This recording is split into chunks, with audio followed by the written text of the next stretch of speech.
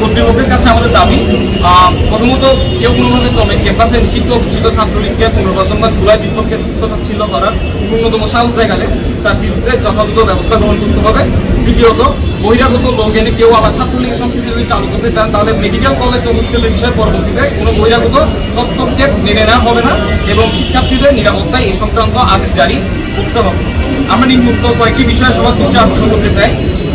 প্রথমত, যথাযথ তথ্য না জেনে ম্যানিপুলেটেড করে বা একক সিদ্ধান্তে বৈষম্য বিরোধী ছাত্র আন্দোলন চট্টগ্রাম মহানগরের আহ্বায়ক জনাব আরিফ মইনুদ্দিনের মিথ্যা ও মানব বিকৃতিকে আমরা ঘৃণাভরে প্রত্যাখ্যান করছি। প্ল্যাটফর্মকে বিতর্কিত করার অধিকার কে দিবে?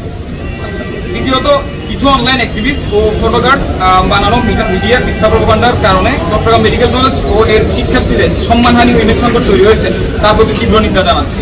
আন্দোলনে মিছিল বের হলে ওইটাতে তাদের উপর হামলা করার জন্য বলে, ভার্সিটির মতো আন্দোলনকারীদের মারবে কিনা তাও বলে, পরে দেখা যায় ব্যক্তিগতভাবে এসে মারার পক্ষে না বলে। 16 জুলাই চট্টগ্রামের মুরাদপুরে ছাত্র জনতার হাতে ছাত্রলীগের শোচনীয় পরাজয়ের পর ভয়ে অনেক ছাত্রলীগ রাজনীতি ছেড়ে দেয় বলে ঘোষণা দেয়, কিন্তু নিয়ম ঘোষণা দেয় 16 জুলাই রাতে।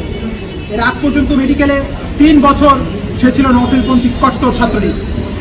এ সময় ছাত্রলীগের দ্বারা সংগঠিত সকল অপরাধের অংশীদার ও সে। সময়কে প্রায় 150 জন ছাত্রলীগ ছিল, তার মধ্যে 86 জনের বিরুদ্ধে কর্তৃপক্ষের কাছে অভিযোগ দেওয়া হয়, কারণ বাকিরা আগে ভাগেই স্ব ব্যাচ ও জুনিয়র ব্যাচের কাছে ক্ষমা চায়। 2025 ফেসবুক কমেন্টের নাজমুল আলম 64 ব্যাচ ও মুরাদের 63 ব্যাচের মধ্যে তর্ক হয়।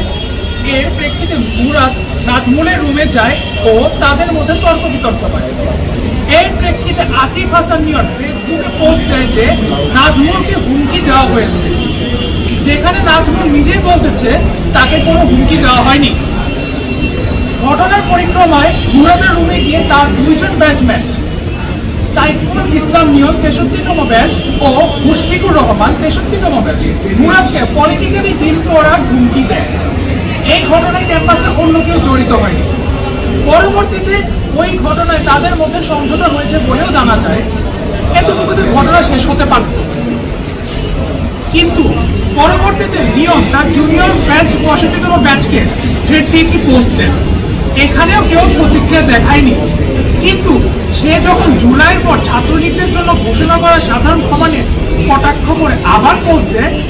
সাধারণ ক্ষমা পেয়েছিল ছাত্রলীগাররা, ওই সময় আবার ক্লাসে ফিরে আসার অনুমতি পেয়েছিল।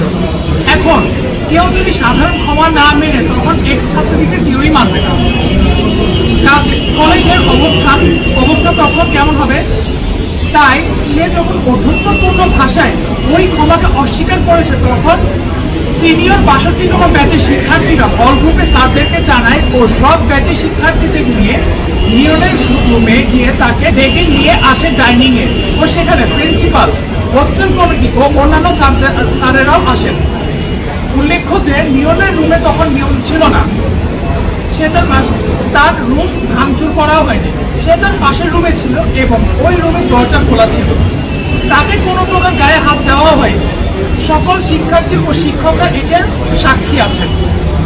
আরেকটা বিষয় যেটা না জানানোই নয়, ওই সময় মেডিকেল হোস্টেলে মব হচ্ছে বলে চমেকে কয়েকজন শিক্ষকের ইন্ধনে কিছু বহিরাগত লোক জড়ো হতে দেখা যায়। মেডিকেল কলেজ ও হোস্টেলের বিষয়ে কোনো বহিরাগত নিয়ে আসা হলো, এর জবাব আমরা এখনো পাইনি।